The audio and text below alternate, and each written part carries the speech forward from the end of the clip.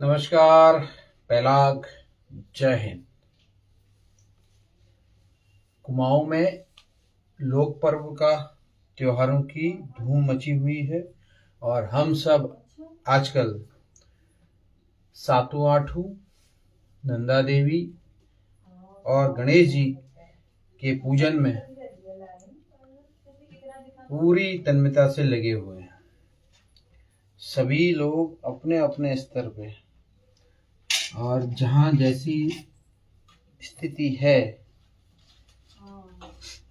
इस पर्व को, इस लोक पर्व को हम लोग मना रहे हैं।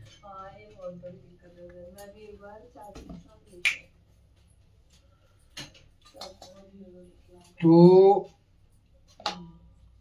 अगर हम अपने बचपन में चलें, आज से कई साल पहले, तो इस दिन का इंतजार बहुत रहता था, क्योंकि गांव में सभी लोग आज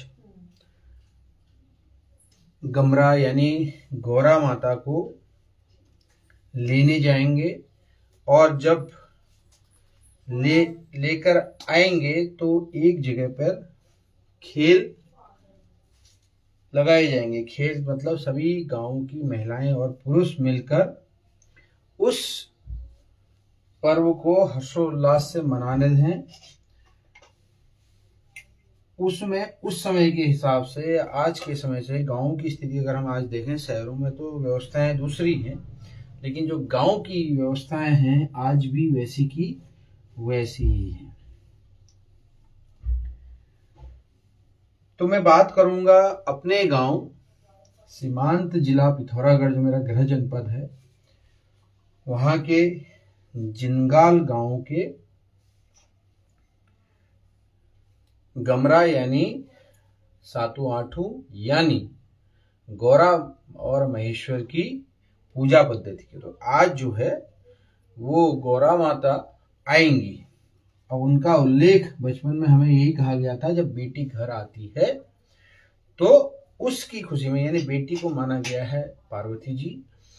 माता पार्वती जब रूठ के आ जाती है शिव जी के निवास कैलाश से, तो जब आपने देखा होगा जब बेटी घर आती है तो अड़ोस पड़ोस के लोग और सभी लोग वहां पर इकट्ठे होते हैं, पूछते हैं।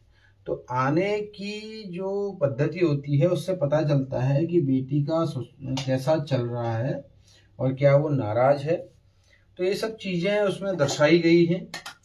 आज हम सब लोग एक जगह इकट्ठा होते हैं, धान और एक प्रकार के घास से हम एक आकृति बनाते हैं, मूर्ति बनाते हैं। उसको गौरा माता की मूर्ति कहा जाता है। उसको श्रृंगार से सजाया जाता है और वो श्रृंगार जो होता है वो महिलाओं का होता है, जो सुहागनों का श्रृंगार होता है, उससे उसको सजाया जाता है।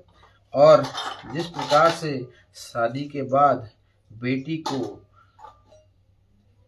मान सम्मान के साथ और नाजू में घर में, क्योंकि शादी होने के बाद फिर उसका एक अलग ही अधिकार होता है, एक अलग हम कह सकते हैं कि उसकी उनको देखने की, उनको मान्यता देने की, उनके काम करने की, उनके रहने की, चलने की अलग से स्थिति हो जाती है। जब आज भी हम इस आज आधुनिक दौर में हैं, तो जब ये लोक पर्व स्टार्ट हुआ तो वहां से लेके आज तक लगातार हम बचपन से अपने गांव में देखते हुए हैं। मैं आप शाम को जब गांव की जो ये परंपरा है बनाई जाएगी उसका मैं आपको बताऊंगा।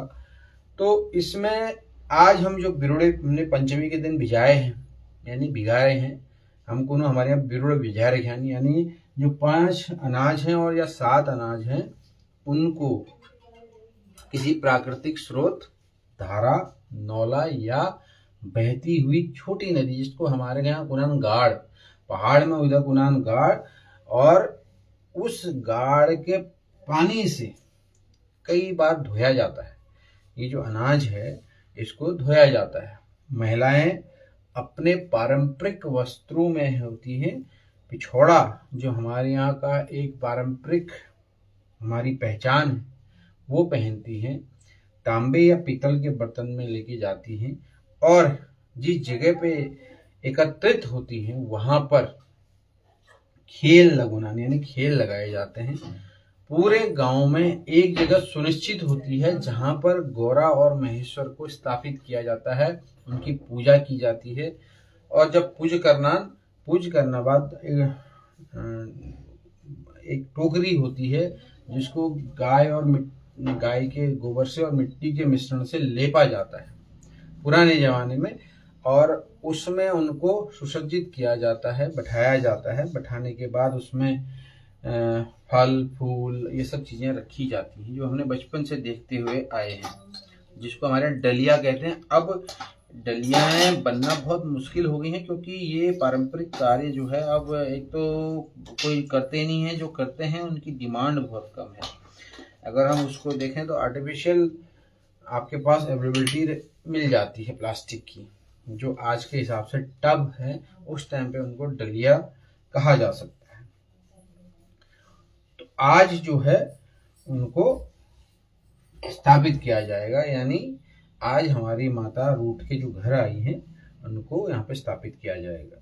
तो ये प्रक्रिया हमेशा हमारे गांव में होती है और इस प्रक्रिया को हर व्यक्ति जानता भी है, हर व्यक्ति देखता भी। जब हम इसको शाम को देखेंगे तो ये चीजें आपको महसूस होंगी, दिखाई देंगी कि वाकई में एक जीवंत हम जीवन जीते हैं प्रकृति के साथ मिलकर।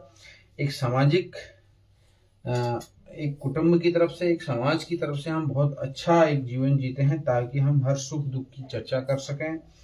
इसी बहाने से हम एक दूसरे के साथ अपने लोक पर्वों को, अपने बच्चों को स्थानांतरण कर सकें, क्योंकि जब बच्चे बड़े होते हैं तो इन चीज़ों को सीखते हैं। आज सोशल मीडिया का दौर है।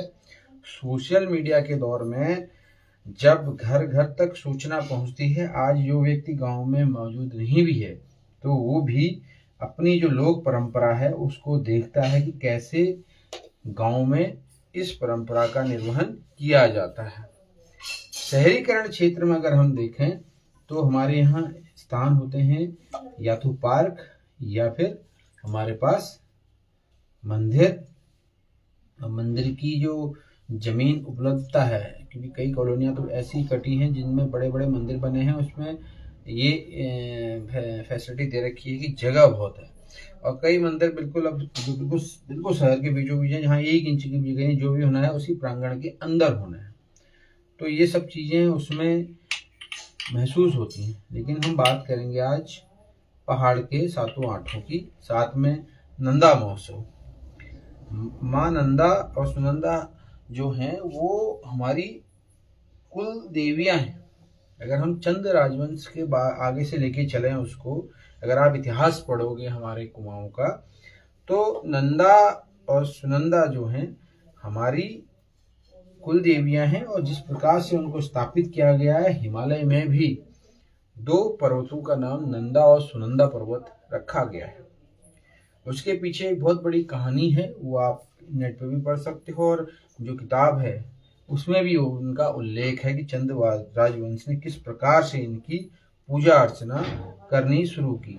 चंद राजवंश के खत्म होने के बाद जो काशीपुर में चंद राजवंश के लोग थे, उन्होंने उस प्रकार से इनकी पूजा पद्धति को आगे बढ़ाया। अब हमारे लिए बड़ा हर्षोल्लास का समय है, क्योंकि नंदा सुनंदा को हम अपनी बुआ भी मानते हैं, हमारी कुलदेवी भी मानते हैं। यह माता दुर्गा का ही स्वरूप है और हमारी जो माता दुर्गा है वो हमारी कुलदेवी है। अब कुलदेवी जो है उनके अनेक प्रारूप हैं, उन प्रारूपों के हिसाब से ये माता जो है यहाँ स्थापित हैं। तो उनका जो नैनीताल और अल्मोड़ा क्षेत्र है उसमें बहुतायत मात्रा में माता नंदा की पूजा और मेले और महोत्सव को मनाया जाता है। ये हमारी लोक परंपरा है। कादली का वृक्ष के लिए काफी चर्चाएं होती हैं। कादली का वृक्ष जो है वो केले का पेड़ है जिसमें मां नंदा और सुनंदा की मूर्ति को उकेरा जाता है। ये प्राचीन परंपराएं चली आ रही हैं। उसी का स्वरूप हम सातों आठों में देखते हैं। वहाँ पिथौरागढ़, नेपाल, जो डोटी नेपाल वाला क्षेत्र है, कुमाऊं से जुड़ा हुआ, जो पुराना कुमाऊं का हिस्सा ही माना जाता है, मानस खंड का ही भाग है वो, उसमें सातों आठों, और कुमाऊं के अल्मोड़ा और नैनीताल जनपद में मां नंदा सुनंदा की जो लोक पर्व है उसको मनाया जाता है। साथ में गणेश जी हमारे आराध्य हैं, यहाँ उनका निवास स्थान है। उनके भी जो उत्सव है बड़े धूमधाम से लोग मना रहे हैं। तो हम लोग तीनों पर्वों की चर्चा करेंगे। ये तो थी घटना बचपन से लेके आज तक और आज की स्थिति, क्योंकि हम लोगों के लिए बड़ा ये सौभाग्य है कि हमको नंदा सुनंदा के साथ साथ सातों आठों के जो कार्यक्रम हैं वो देखने को मिलेंगे। एक ही जगह पे, एक ही जिले के अंदर आप सातों आठों भी मनाएंगे और नंदा सुनंदा महोत्सव और मेले में भी आप प्रतिभाग करेंगे। साथ ही गणेश महोत्सव भी चल रहे हैं, उसमें भी हम प्रतिभाग करेंगे। गणेश जी का मूर्ति विसर्जन का हम विरोध कर रहे हैं, क्योंकि वो शास्त्र और संस्कृति संबद्ध हमारे यहाँ नहीं है। तो चर्चाएं चल रही है, उसमें धर्मगुरुओं से बातचीत चल रही है।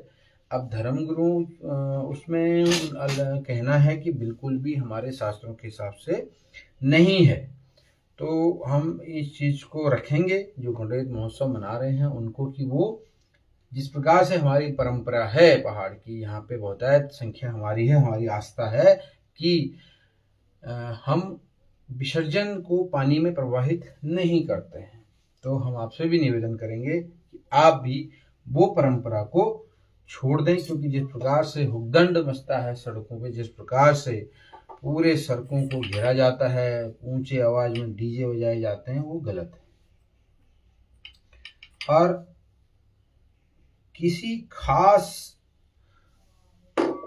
वोट बैंक को साधने के लिए जो सत्तारूढ़ दल हैं वो ये सब करने देती हैं, क्योंकि उनको वोट बैंक और एक रणनीति के तहत यहाँ की लोक परंपराओं को खत्म करने और बाहर की जो संस्कृति है जहाँ पर उसका उद्गम है उसको आगे बढ़ाने के लिए ये सारे कार्यक्रम किए जा रहे हैं, ताकि हम लोग इस दिखावटी दुनिया में और चकाचौंध की दुनिया में अपने परंपराओं को छोड़ दें, अपनी भाषा को छोड़ दें, अपनी मान्यताओं को भूल जाएं। क्योंकि जिस प्रकार से यूसीसी में हमारे बेटियों के साथ अन्याय हुआ है वो बहुत सोचनीय है। खैर ये एक राजनीतिक मुद्दा है, सामाजिक मुद्दा है। आज हम बात करेंगे नंदा सुनंदा आठों और अपने गणेश जी के महोत्सव की। आज एक तरफ हम पूरे कुमाऊं क्षेत्र में हर्षोल्लास के साथ मना रहे हैं और इसी में हमारे कुमाऊं और गढ़वाल के जो ऊपरी क्षेत्र हैं उसमें बहुत ज़्यादा आपदाएं आई हैं। कल रुद्रप्रयाग, चमोली, इन क्षेत्रों में बागेश्वर, इन क्षेत्रों में बहुत बड़ी मात्रा में भूस्खलन हुआ है और कई लोगों को अपनी जान गंवानी पड़ी है, मकान क्षतिग्रस्त हुए हैं, जिससे एक ऐसा माहौल बना है कि हमारा राज्य आपदाओं का राज्य बन गया है। कल हम एक स्टेटमेंट देख रहे थे मुख्यमंत्री जी का पेपर में, वो कहते हैं कि हम पुनर्वास नीति को दोबारा से बनाने के लिए अधिकारियों को निर्देशित किया है। तो सोचिए वो अधिकारी कभी आपके पुनर्वास के लिए चिंता करेगा जो यहाँ का है ही नहीं, जिसको यहाँ के लोगों से कोई अर्थ नहीं है, उसको तो सिर्फ कानून और व्यवस्था बनानी है, संविधान के साथ चलना है। उसको जनमानस की चिंता तब होगी जब वो उस चीज से जुड़ा रहेगा।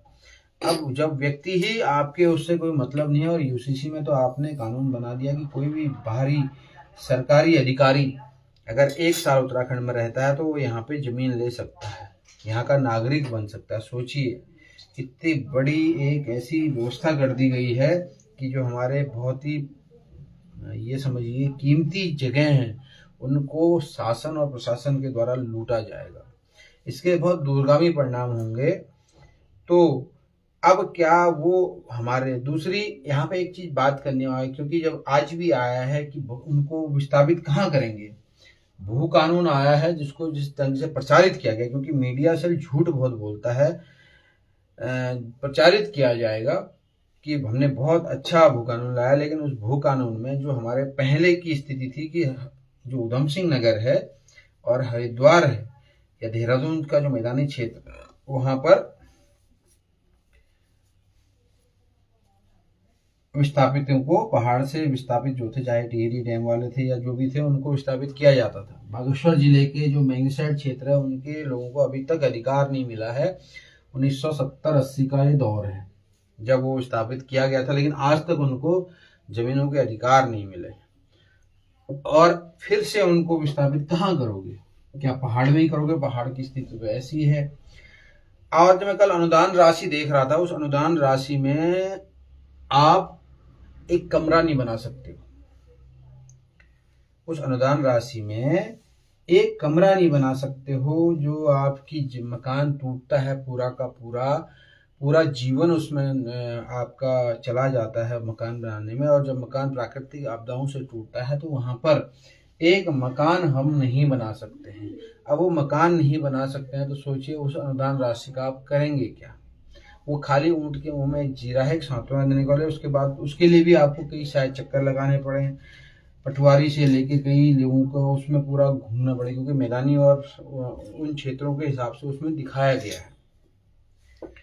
तो कम से कम एक सम्मानित राशि होनी चाहिए कि आपके जीवन का, आपके मकान का जो कीमत है वो सरकार कितना लगा रही है। और इसके लिए कोई व्यक्ति बात नहीं कर रहा। आपको बात करनी चाहिए कि हमारे जीवन की, क्योंकि आपका परिवार है, अगर आपका जीवन समाप्त होता है तो आपके परिवार को बहुत ही ज़्यादा नुकसान होता है। जिस प्रकार से कल सूचनाएं आ रही हैं समाचार पत्रों के माध्यम से, परिवार में एक ही परिवार के 2 लोग खत्म हो गए, अब एक बड़ा भाई ही उनका सहारा है। और भी बहुत सारी चीज़ें हैं जो महसूस होती हैं, और उस छोटे से अनुदान से आप कुछ भी नहीं कर सकते हैं। तो उसके लिए एक आंदोलन करना पड़ेगा समाज को कि भाई हमारी स्थिति इतनी दयनीय है और सम्मानित राशि मिलनी चाहिए। अब ये रोना रोएंगे कि हमारे पास पैसा नहीं है, हम पूरे, लेकिन जिस प्रकार से घपले हो रहे हैं, जिस प्रकार से खनन हो रहा है, जिस प्रकार से नौकरियों की बंदरबाट हो रही है, उसमें इनको बहुत फायदा दिखाई देता है। क्योंकि हमारे शिक्षक जो हैं, जो डायरेक्ट एंट्री से विरोध कर रहे हैं, क्योंकि उनके प्रमोशन में उसका सीधा असर पड़ेगा। और समाज को उनके साथ खड़ा भी होना चाहिए, क्योंकि जब हमारे पास क्वालिफाइड लोग हैं तो बाहर से अलग से लोग लाने की क्या जरूरत है। उसमें साफ दिखता है सरकार का दृष्टिकोण कि वो 50% सीटें बेचना चाहती है और अपना रेवेन्यू जनरेट करना चाहती है। उसके बाद उसमें कोई ऐसा माध्यम नहीं होगा कि जो सशक्त बच्चा है या जो विद्यार्थी है या जो टीचर के लिए एप्लीकेबल है वो बनेगा। उसमें तो कोई भी बन सकता है जिसके पास संसाधन होंगे, पैसा होगा। तो ये अगर ये दौर सोचिए उस समय का आ गया है जब हम 1994 में ऐसे ऐसे शिक्षकों से हम लोगों का पाला पड़ा था जिनको किताब पढ़ना नहीं आता था, लेकिन वो हमारे टीचर थे। उस समय 94 में जब हम स्कूल पढ़ते थे, 95 में पढ़ते थे, हमारे सामने ऐसे टीचर थे जो गाइड से पढ़ाते थे और जो किताब में लिखा है डिट्टो लिखते थे, घर से लिखने के लिए भी दे देते थे। तो वो दौर आना चाहते हैं। तो इस तरह से सरकार उस तरफ का यूपी जो उस समय चलता था वो दोहराना चाहती है। तो उत्तराखंड को आज भी जरूरत है उसी पद्धति से जीने की जिस पद्धति से उसकी स्थापना हुई थी। ये पहाड़ियों के लिए राज्य बना था, पहाड़ के लोगों के लिए राज्य बना था, लेकिन आज आप देखिए पहाड़ी कहीं नहीं है पहाड़ियों की। और हम उन्हीं सरकारों को सपोर्ट करते हैं जो हमारी जड़ें खोदने का काम कर रही है, चाहे वो कांग्रेस हो चाहे वो भाजपा हो। क्योंकि आज जो पर्वतीय क्षेत्रों की स्थिति है ऐसी ऐसी जगह पे भी खोदी जा रही है, कई गए। क्योंकि मैं कल एक मंत्री जी पुराने हैं, उन्होंने आरोप लगाया है गदरपुर के, वो अमित शाह जी से मिल के आया और आरोप लगाया है कि किस प्रकार से खुदाई की गई है और किस प्रकार से 2-2 करोड़ रुपए की पेनल्टी लगाई गई है गांव वालों के ऊपर, ताकि ये बोल न पाए और तब आगे खनन चल सके। तो ये कहानी वहीं की नहीं है, ये कहानी पूरे के पूरे पहाड़ की है। पूरा पहाड़ खोद दिया है, जो पानी के स्रोत थे सब अंदर चले गए हैं। उसकी वजह से हो क्या रहा है कि स्लाइडिंग हो रही है, गांव के गांव नीचे बैठ रहे हैं। बागेश्वर आपके सामने है, बागेश्वर को आपने देखा होगा किस प्रकार से बागेश्वर को खोद दिया गया है, घरों में इतनी मोटी मोटी दरारें पड़ी हैं। हम उस प्रकृति के साथ खेल रहे हैं जो हमें जीवन देती है, सिर्फ इसलिए कि हमने पैसा कमाना है, और उसके बाद हमें कोई मतलब नहीं वहाँ के जो लोग हैं, वहाँ के जो मूल निवासी हैं, उनको क्या असर पड़ता है। क्योंकि जो संसाधनों का एक दौर चला है कि भाई वहाँ से खोद के हम अपना घर भर सकते हैं, लेकिन उसके बाद की स्थिति जो है ये है। कल मैं एक देख रहा था, श्रीनगर में राष्ट्रीय राजमार्ग डूब गया क्योंकि जो डैम का पानी है वो सड़क से ऊपर आ गया। और भी कई जगह देहरादून में इतनी बारिश हो रही है, या नीचे वाले क्षेत्रों में इतनी बारिश हो रही है, यहाँ हल्द्वानी में पूरे के पूरे पहाड़ गिर गए, जो अल्मोड़ा वाला रास्ता है नए पुल का पूरा बंद हो गया। ये हम लोगों की वजह से ही हो रहा है, क्योंकि हमने पूरा खोद दिया है पहाड़ को। तो जब तक हम जागेंगे नहीं, जब तक हमें जागृति नहीं होगी आगे बढ़ने की, तब तक हम नहीं कर सकते। और आज है 7वां 8वां, और जो आज गमरा आएगी, देखिए हमने भी उसी तरीके से, जैसे अब ईजा ने भी घर में हमारा सेम भिगाए होंगे, वो प्रक्रिया अपनाई होगी। यहाँ पे मेरी घरवाली ने और हम सब ने ये प्रक्रिया अपनाई है। अब जो अनाज है, जो 5 अलग अलग प्रकार के अनाज हैं या 7 प्रकार के हैं, उनमें आज धोने के बाद उसको अंकुरित होने के लिए छोड़ दिया जाएगा रात भर। और कल जब गौरी और महेश की पूजा होगी और उसकी जो प्रक्रिया होगी, जिस प्रकार से खेल लगेंगे, फल फटका जाएगा, तो वहाँ पर उस अंकुरित अनाज को खाया जाएगा। उसमें फल भी होंगे। जो हमारे गांव की अगर मैं बात करूं तो भाड़ी एक ऐसी हमारी जगह थी जल्ला भाड़ी में, जहाँ पे हमारा ये हम पूरे आज भी वहाँ पर इकट्ठा होते हैं पूरे गांव वाले, और गौरा महेश्वर का जो पर्व है 8वां, उसको मनाते हैं। लोग अब पलायन हो गए हैं, लेकिन जो नियरेस्ट लोग हैं, जो पिथौरागढ़ जिले के क्षेत्र में रहते हैं, वो वापस गांव में आते हैं और गांव में आकर ये पर्व में भाग लेते हैं। क्योंकि इस पर्व के माध्यम से हम अपने गांव वालों से भी मिल लेते हैं, सुख दुख भी पता चलता है, और एक दूसरे के साथ हम समन्वय भी बनाते हैं। और बहुत अच्छा पर्व है, क्योंकि जब हम बचपन में थे, हम भाई बहन जितने भी लोग थे एक जगह इकट्ठे होते थे, इतनी भीड़ होती थी कि जब हम पूजा करते थे और जो गाना गाते थे, जो डलना को अपने सर पे रख के बैठना होता था, इतना आसान नहीं है, क्योंकि उसमें वेट होता है। आज और उस समय में महिलाएं एक हाथ से उस टोकरी को या डलना को पकड़ते थे और एक हाथ कमर में रख के घूमते, गाना गाते थे, बैठते, जो हमारा लोक पर्व के गाने हैं वो। तो ये बहुत सारी चीज़ें हमें वो चीज़ें मिलेंगी आज भी, क्योंकि आज से वो प्रक्रिया शुरू होगी, लगातार 2 दिन चलेगी। और सुनंदा जी का जो महोत्सव है वो भी चल रहा है। तो ये सब चीज़ें बहुत ज़रूरी हैं। हम अपने बच्चों को इन चीज़ों के बारे में बताएं, हम इन चीज़ों के बारे में अपने बच्चों को दिखाएं। क्योंकि कल मैंने अपनी लड़की से जब बात करी इन चीज़ों के बारे में, बचपन में हम कैसे करते थे, जब तुम्हारे आसपास तुम्हारे आसपास हमारे लोग उम्र के जो हमारी बहनें थी, तो करते थे, कार्यक्रम करते थे, वो सब चीज़ें उसमें आती थी। तो आज है 7वां 8वां गौरा का आने का दिन, और पिरुड़े जो हैं हमारे, जो पंच अनाज है, सप्तम अनाज है, उनको धोने का। शाम को सारी फोटो वीडियो आ जाएंगी, उनको कंपेल करके हम लोग दिखाएंगे किस प्रकार से गांव में आज भी ये चीज़ें होती हैं। तो बहुत बहुत धन्यवाद, नमस्कार। पहला आप सभी को 7वां 8वां नंदा महोत्सव, गणेश महोत्सव की हार्दिक शुभकामनाएं। आप भी मनाइए, अपने लोक पर्व को आगे भी बताइए, अपने बच्चों को बताइए, उसकी महत्वता बताइए, और उनको उन परंपरा के हिसाब से मनाइए जिस परंपरा के हिसाब से उनको मनाना चाहिए।